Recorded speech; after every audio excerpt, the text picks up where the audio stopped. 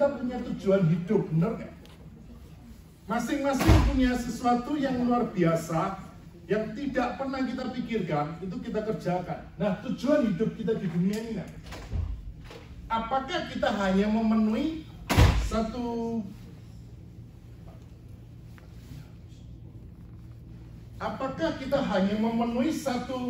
muka bumiani aja, atau kita mempunyai sesuatu yang besar terjadi dalam kehidupan ini? Nah, seringkali kita nggak mengerti akan hal ini, sehingga kita nih tersesat. Nah, yang kedua saya mau tanya gini, apa yang perlu kita lakukan dalam menjalani hidup ini? Apa yang perlu kita perbuat dalam kita menjalani kehidupan ini?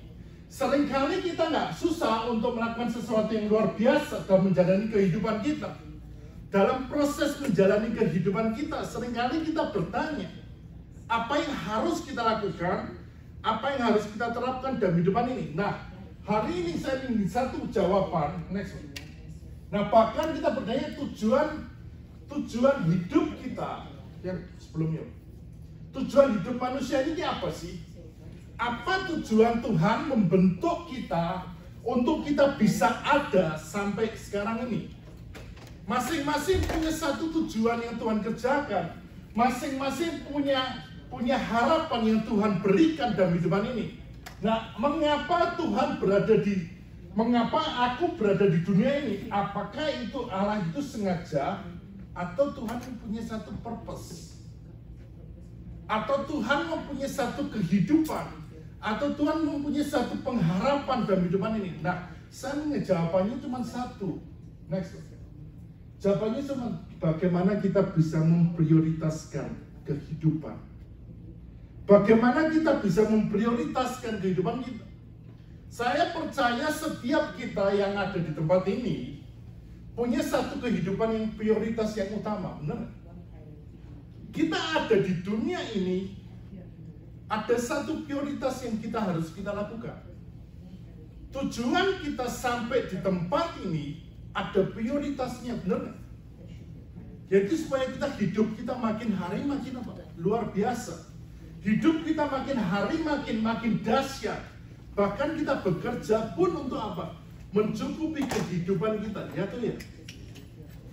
Namun dalam satu sisi kita perlu belajar dengan satu hal yang luar biasa gitu.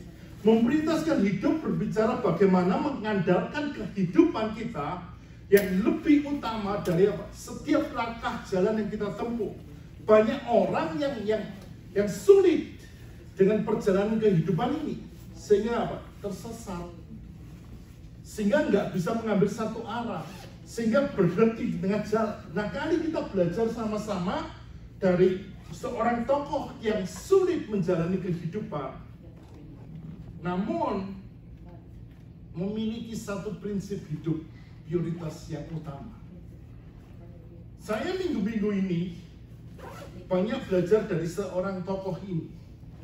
Mari kita belajar dari seorang tokoh yang bernama Janda di Sarfat. Yaitu di mana? 1 Raja-Raja 17 ayat yang ke-7 sampai yang ke-16.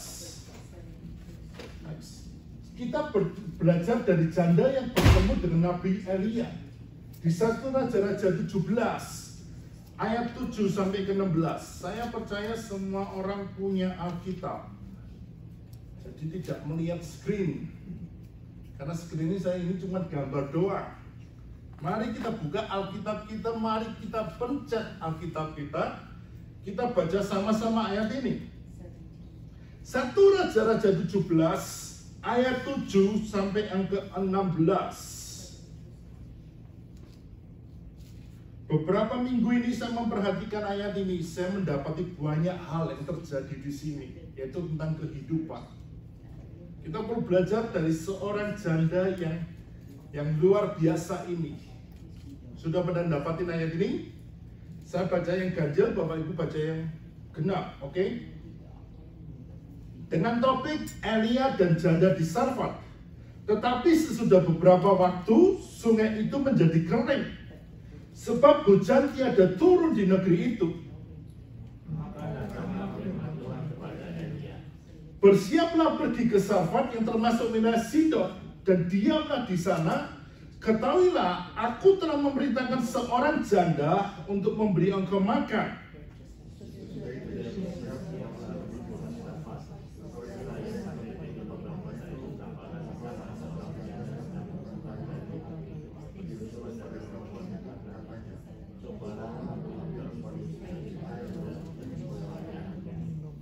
Ketika perempuan itu pergi mengambilnya, ia berseru lagi, cobalah ambil juga bagiku sepotong roti.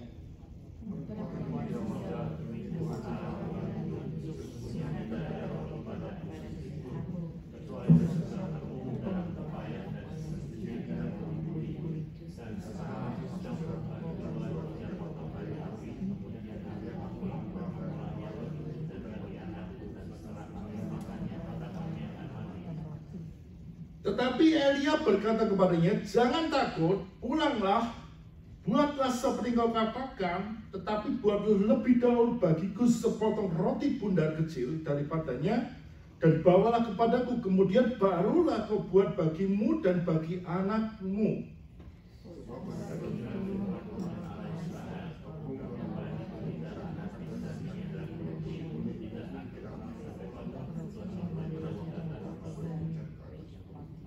Lalu pergilah perempuan itu dan berbuat seperti yang dikatakan Elia. Maka perempuan itu dan dia serta anak perempuan itu mendapat makan beberapa waktu lamanya.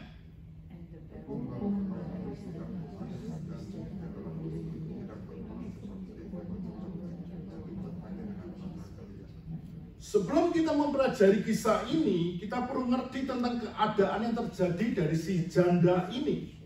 Sarfat adalah suatu tempat yang panas, yang kering, yang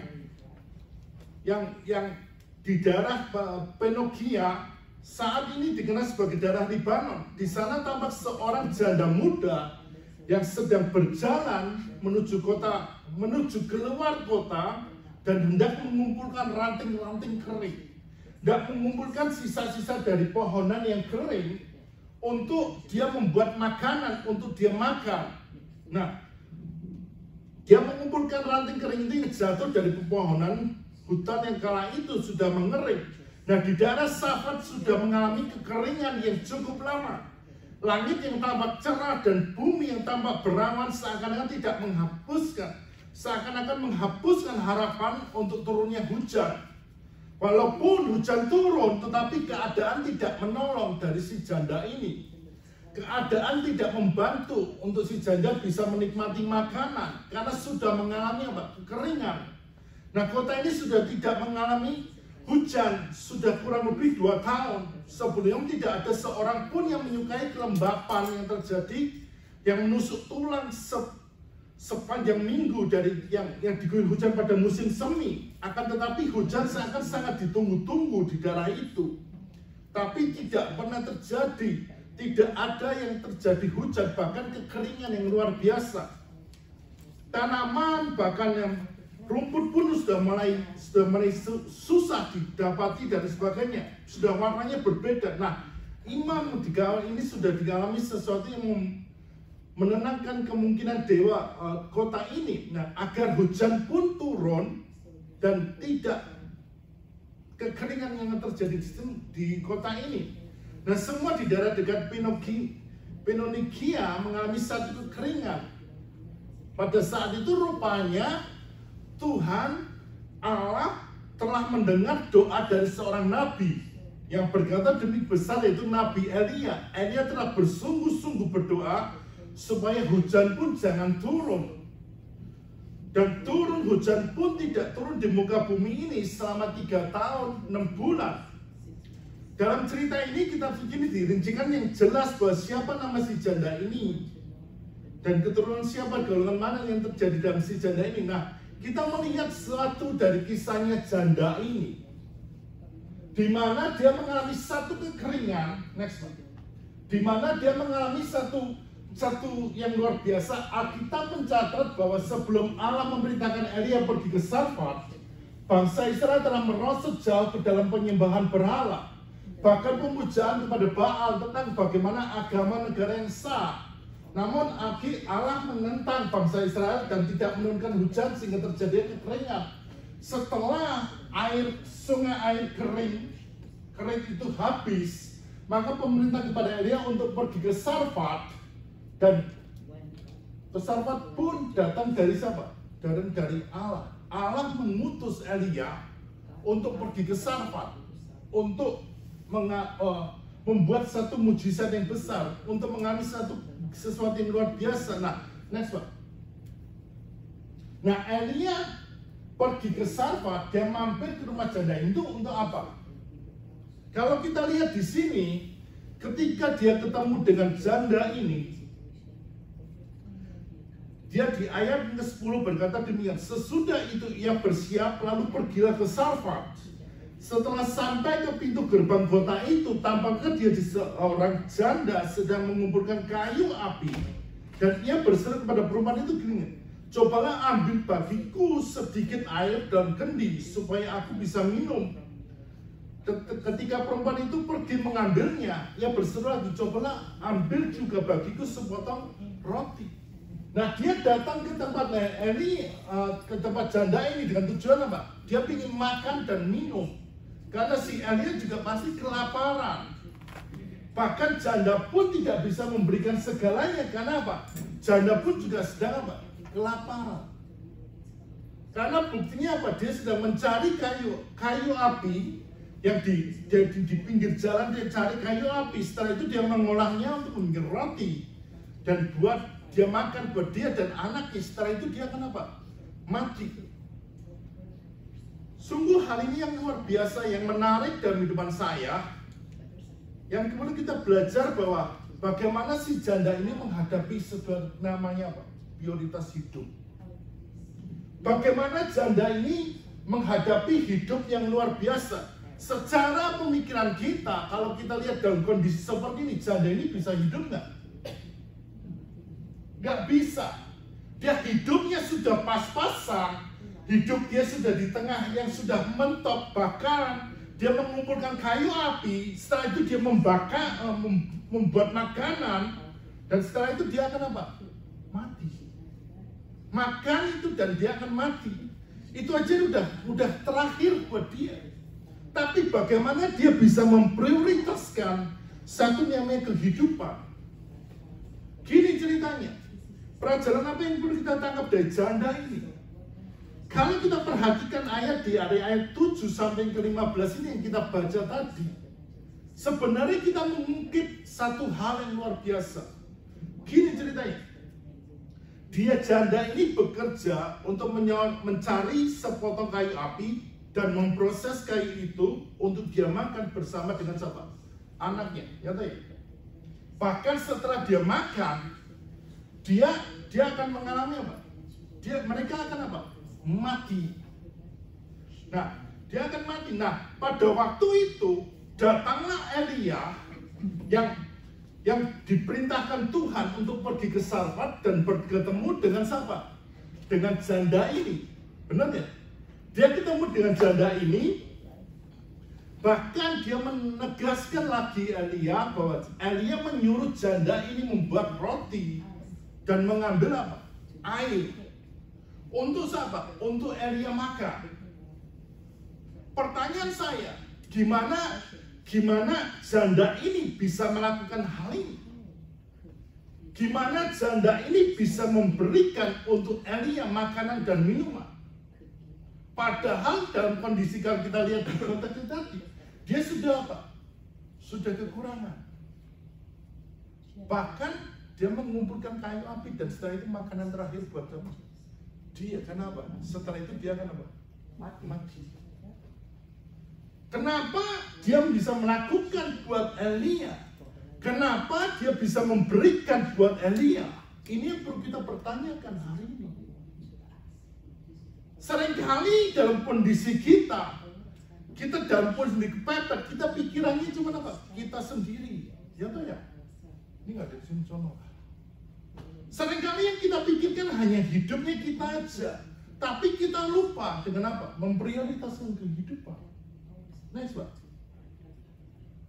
Nah, tapi di janda ini, menaati firman Tuhan dan dia memberikan roti terakhir untuk apa?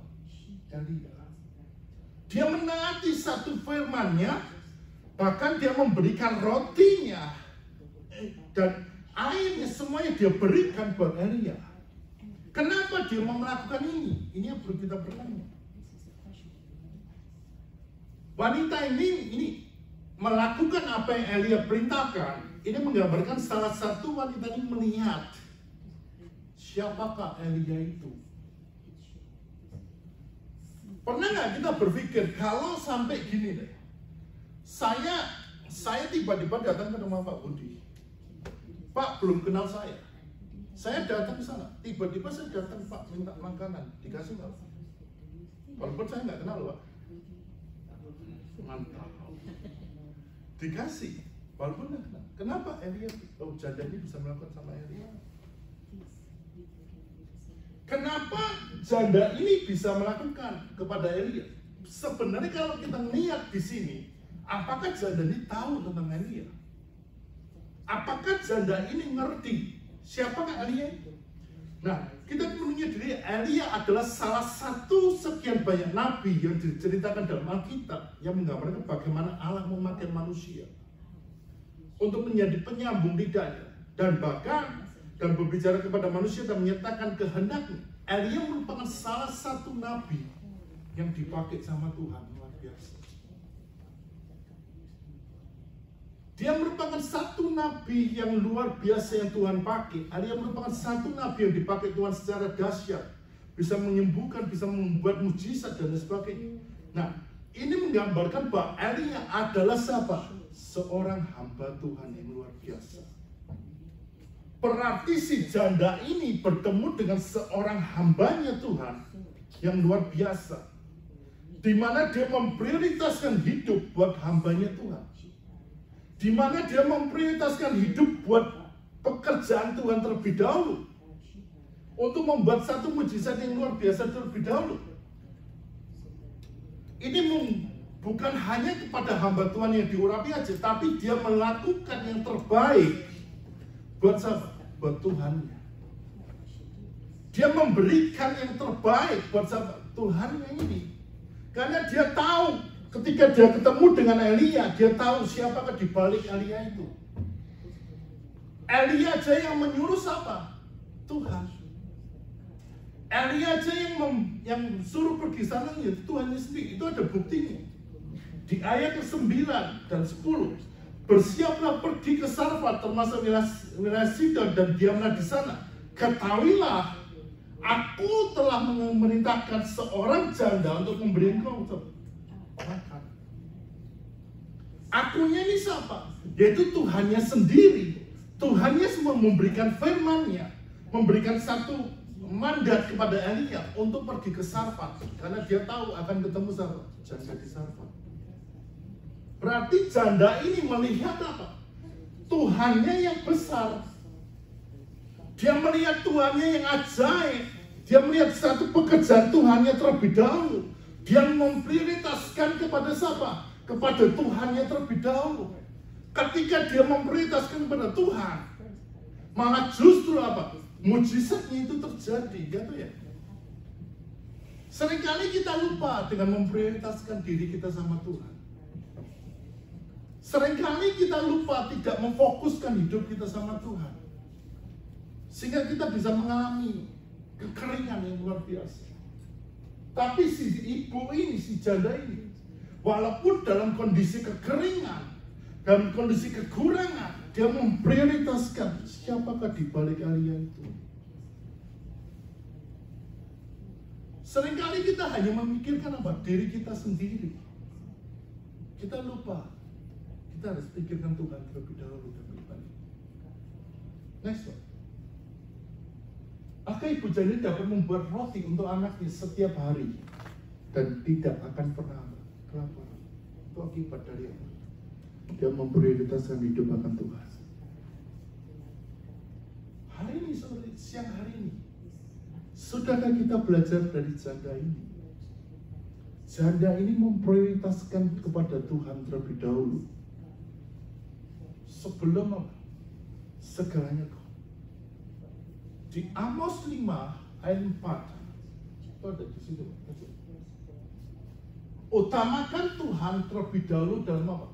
Setiap langkah kehidupan kita, maka kita akan melihat kemenangan terjadi dalam kehidupan kita. Amos 4, Amos 5. Carilah Tuhan, maka apa? Kamu akan apa?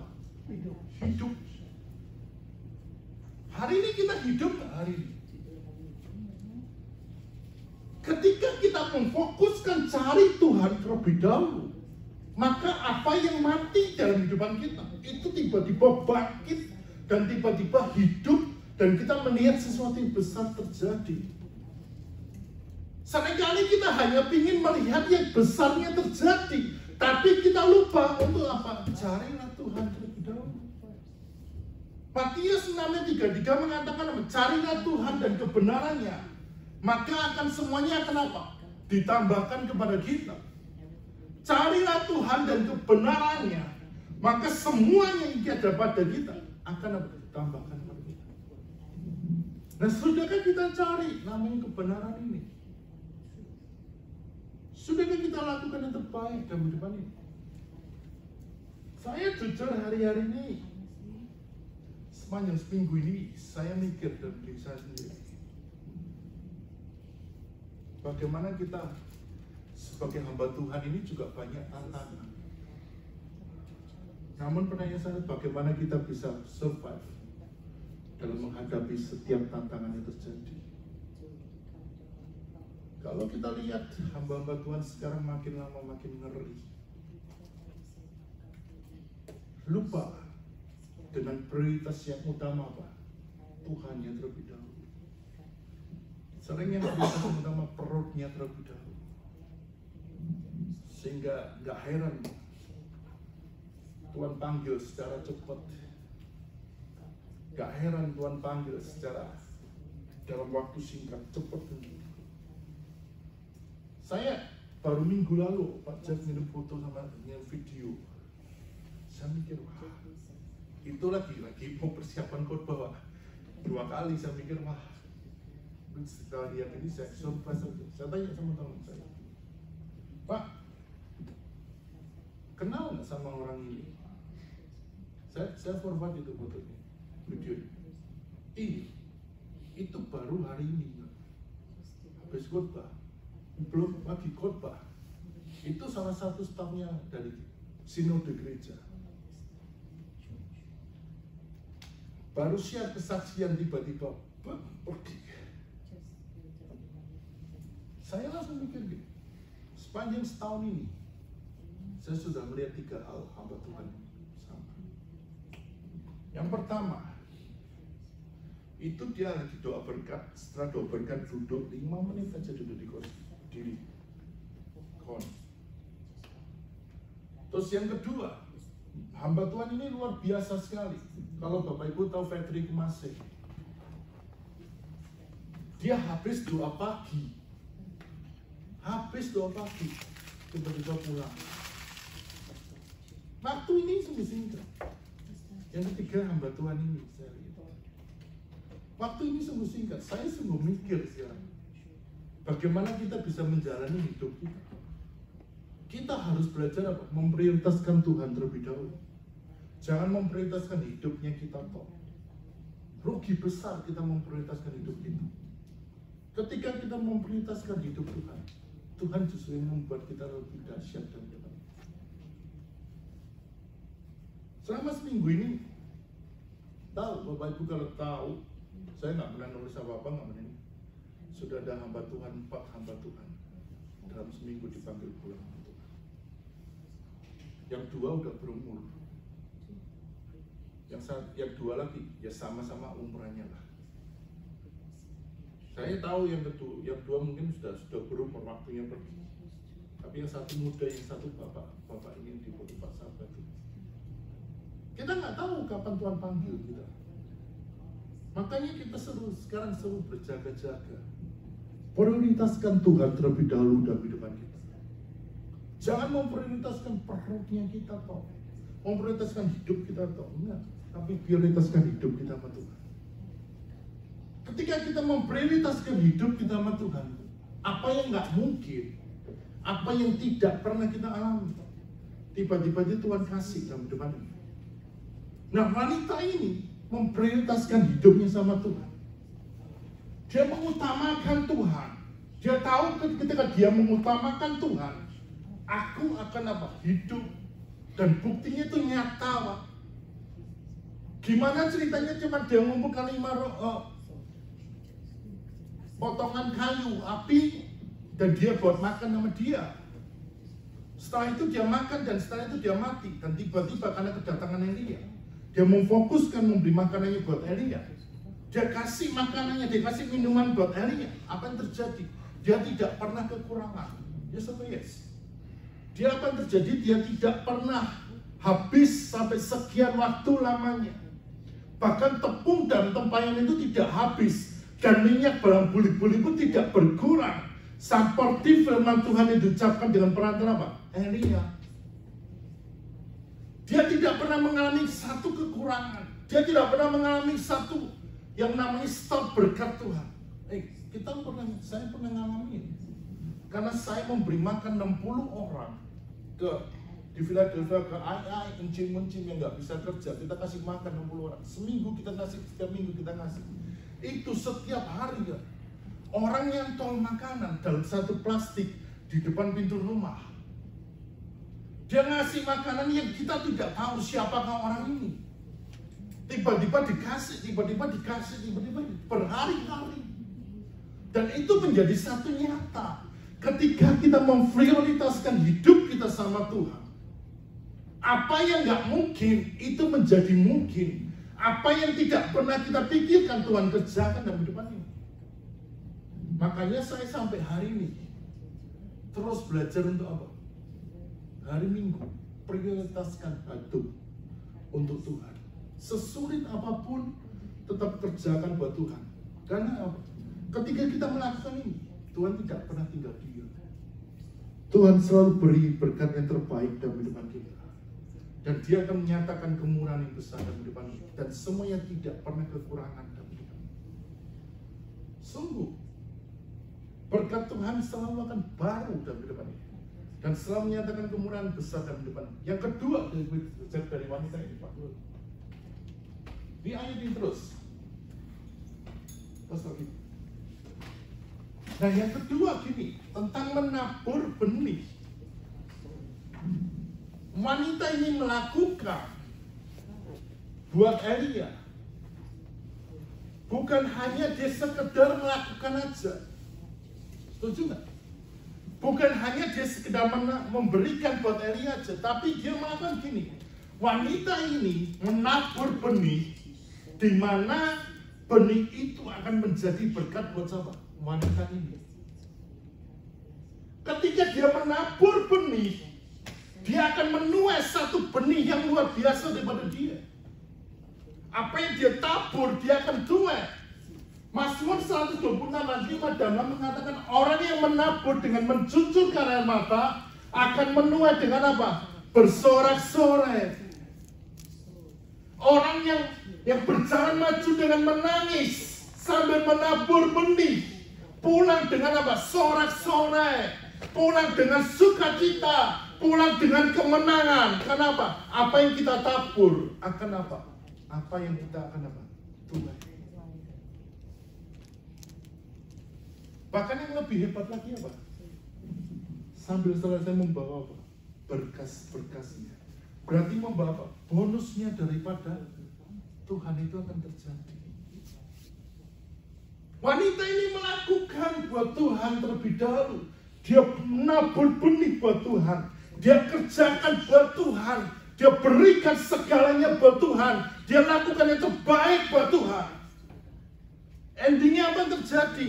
Dia pulang dengan apa? Sorak-sorai. Kenapa? Dia bisa buat makan sekian lamanya. Maksudnya, dia bisa buat makan sekian panjang waktunya. Dia bisa buat makan semuanya berhari-hari, berbulan-bulan, bertahun-tahun. Dia bisa menikmati makanan. Hanya kuncinya cuma satu, menabur benih buat Tuhan. Kerjakan buat Tuhan, lakukan yang terbaik buat Tuhan. Tuhan tidak pernah tinggal diam. Dia melakukan segalanya buat Tuhan.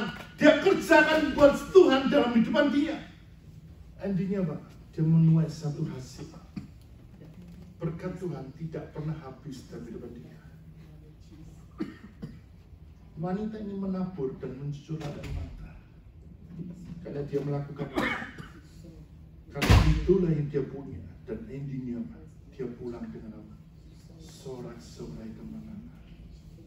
Karena habis itu dia tidak akan pernah bisa mati. Berkat Tuhan selalu mengalir dalam hidupan dia. Next.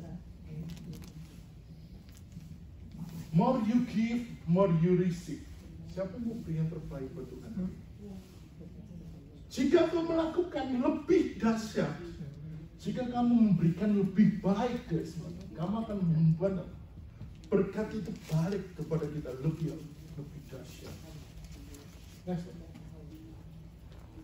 Nah, berilah Tuhan first priority di dalam kehidupan kita. Fokuskan hidup kita sama Tuhan first. Berilah segalanya buat Tuhan terlebih dahulu. Lakukan yang terbaik buat Tuhan terlebih dahulu. Fokuskan hidup kita buat Tuhan. Maka kita akan menuai hasil berlipat kali. Ketika kita fokus sama Tuhan, Tuhan akan kerjakan sesuatu yang dahsyat dalam hidup kita. Ketika saya melihat itu video, cuma 2 menit sana saya mikir, hidup kita ini tidak lama loh. Setuju nggak? Hidup kita sudah tidak lama lagi. Makanya kita perlu menjaga hidup kita. Tapi kita perlu lakukan apa? Prioritaskan hidup kita sama Tuhan. Ketika kita memprioritaskan hidup kita sama Tuhan, Tuhan tidak akan lagi. Tapi kita perlu apa? Menjaga hidup kita. Jujur nih, jujur. Saya kalau dalam minggu-minggu ini, saya mengubah makanan saya.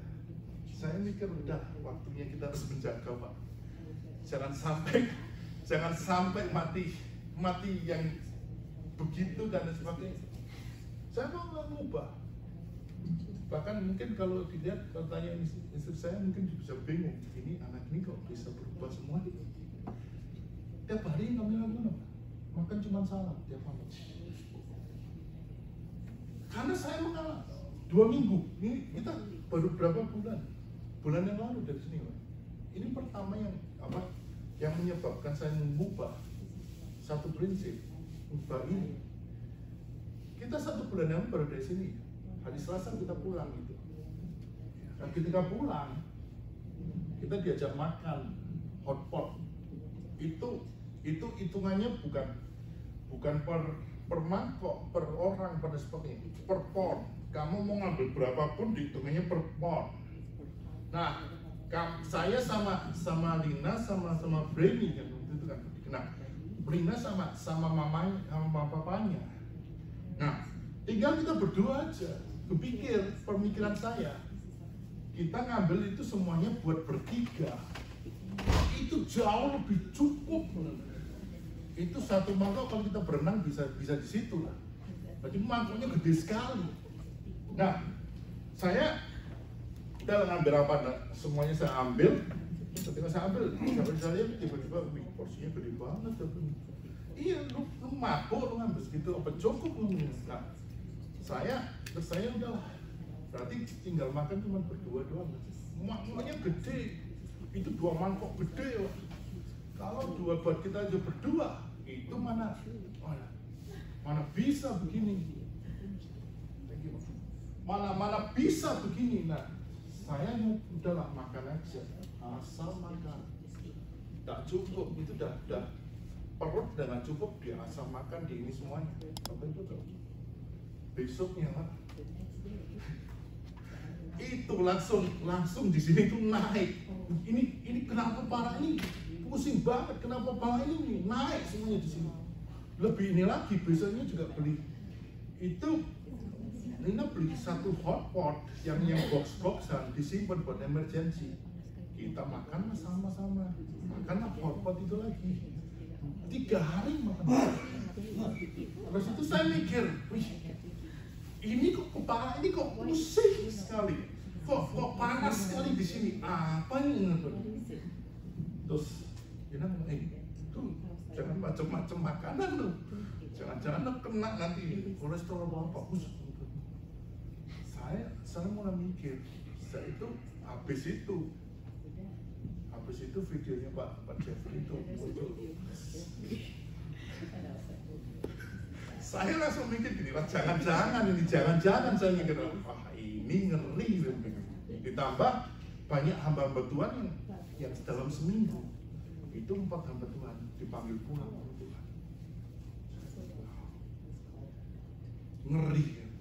Terus saya mikir, udahlah, lupakan yang itu saya lupakan. Belajar. Tapi ketika makan yang salad pun itu jauh lebih enak sekarang.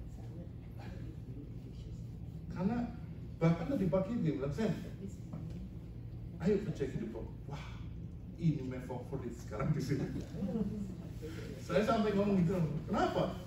Aku punya favorit sekarang di sini. Apa? Pikir sandwich atau apa? Chicken salad. Lo dilihat lo, bukan masalah begitu. Ini ada ininya. Sampai berhari-hari, sampai sekarang kalau makan kita mulai ngontrol dan sebagainya. Pak, ketika kita tidak prioritaskan hidup dengan Tuhan, kita akan bahaya dalam hidup kita. It's right kan? Kita akan bahaya. Marilah belajar memprioritaskan hidup kita sama Tuhan terlebih dahulu. Maka semuanya akan dicukupkan dalam kehidupan ini. Nah, maka semua yang diberikan berkat Tuhan tidak pernah apa? Kekurangan.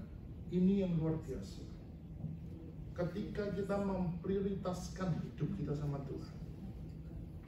Kalau kita lihat di ayat 15 sampai ke 16, di situ dengan jelas sekali. Lalu pergilah perempuan ini dan berbuat seperti apa? Dikatakan Elia. Maka perempuan itu dan dia serta anak perempuan itu mendapat makan beberapa waktu lamanya. Tepung dan tempayan itu tidak habis, dan minyak dan buli-buli pun tidak akan berkurang. Seperti firman Tuhan diucapkan dengan apa? Perantara Elia. Dia melakukan apa yang Elia perintahkan. Dia kerjakan yang Elia perintahkan. Tadinya dia membuat buat dia sendiri dan buat anak-anaknya. Setelah itu dia akan mati. Setelah dia mengikuti apa Elia katakan dan melakukan terbaik buat Tuhan, maka dia dan anaknya selalu mendapat makanan beberapa waktu lamanya, dan tepung dan tempayan tidak akan habis, dan minyak dalam buli-buli tidak akan berkurang sampai apa?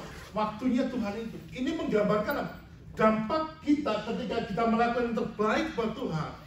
Ketika kita memprioritaskan hidup sama Tuhan, berkat Tuhan tidak akan pernah apa? Kekurangan. Setuju nggak? Berkat Tuhan tidak akan pernah kekurangan. Dia selalu memberikan yang terbaik dalam hidupan ini. Dia selalu kerjakan yang terbaik dalam hidupan ini. Dia selalu berikan segalanya dalam kehidupan kita yang tidak pernah kita pikirkan. Tuhan kerjakan dalam kehidupan ini. Berkat Tuhan yang Tuhan telah persiapkan dalam kehidupan kita ini seperti ini. Ketika kita lakukan yang terbaik buat Tuhan. Terus siapkan sedikit, maka ditambah lagi. Ketika kita setia buat Tuhan, ditambah lagi. Ketika kita kerjakan terbaik buat Tuhan, ditambah lagi. Ketika kita melakukan lebih dahsyat lagi buat Tuhan, ditambah lagi. Ketika kita ini semua, Tuhan tambahkan semua berkat. Mau nggak berkatnya Tuhan tambahkan dalam kehidupan kita? Cuma satu yang kita lakukan. Lakukanlah yang terbaik buat Tuhan. Prioritaskan yang terbaik sama Tuhan. Maka Tuhan tidak pernah tinggal diam dalam kehidupan kita. 1 Korintus 2 ayat 9. Tetapi ada tertulis apa yang tidak pernah dilihat oleh mata, dan tidak pernah didengar oleh telinga, dan tidak pernah timbul dalam hati manusia. Semuanya disediakan Allah untuk mereka yang mengasihi Dia. Berarti ketika kita memprioritaskan hidup kita sama Tuhan, ketika kita melihat sesuatu yang besar buat Tuhan kita, Apa yang kita tidak pernah pikirkan, Tuhan sediakan bagi apa? Kita yang mengasihi Tuhan. Setuju nggak? Bapak Ibu termasuk orang yang mengasihi Tuhan nggak hari ini? Joni, tanya. Bapak Ibu termasuk orang yang mengasihi Tuhan nggak? Melakukan yang terbaik buat Tuhan nggak? Saya bingung mau ditanya diam. Melakukan yang terbaik buat Tuhan nggak? Amin. Mau kerjakan yang terbaik buat Tuhan nggak? Translatornya lebih kenceng. Mau prioritaskan hidup kita sama Tuhan nggak? Saya ketika saya merenungkan ini, wow, Tuhan terima kasih buat apa yang sudah Tuhan kerjakan.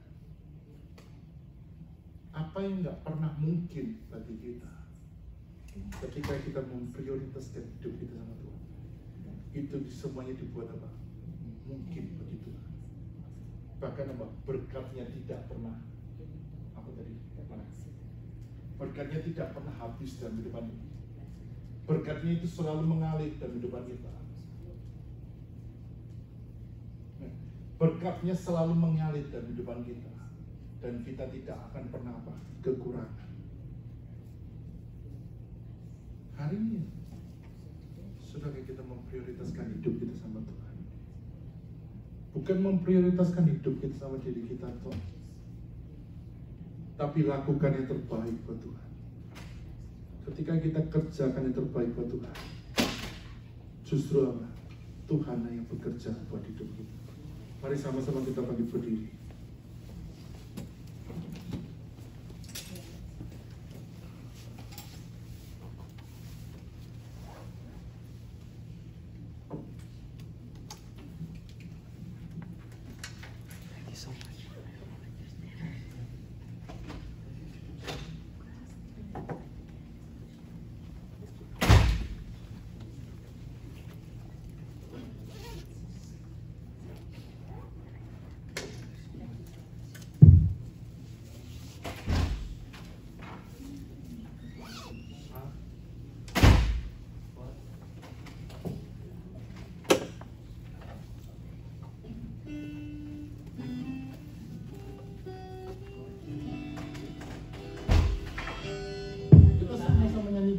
Yang terutama dalam hidup ini.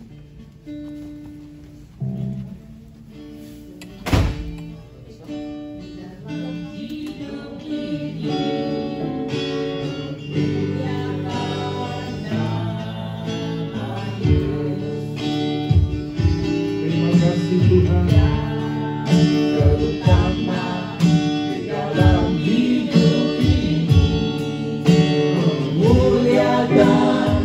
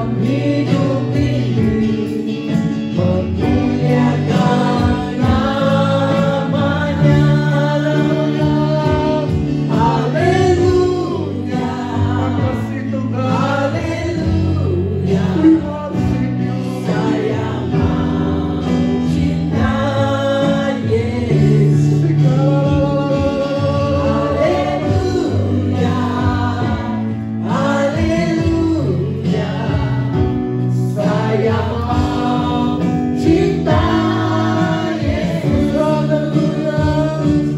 Haleluya, Aku mencintamu. haleluya, saya mau cinta Yesus. Haleluya.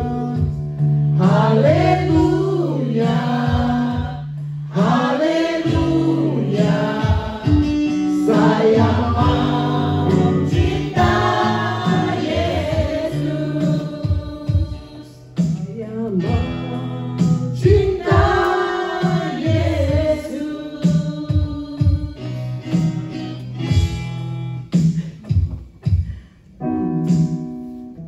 Semua diberkati dan firman Tuhan. Silakan duduk. Kita akan mendengarkan pengumuman untuk hari ini. Saya mengundang William yang akan membawakan pengumuman.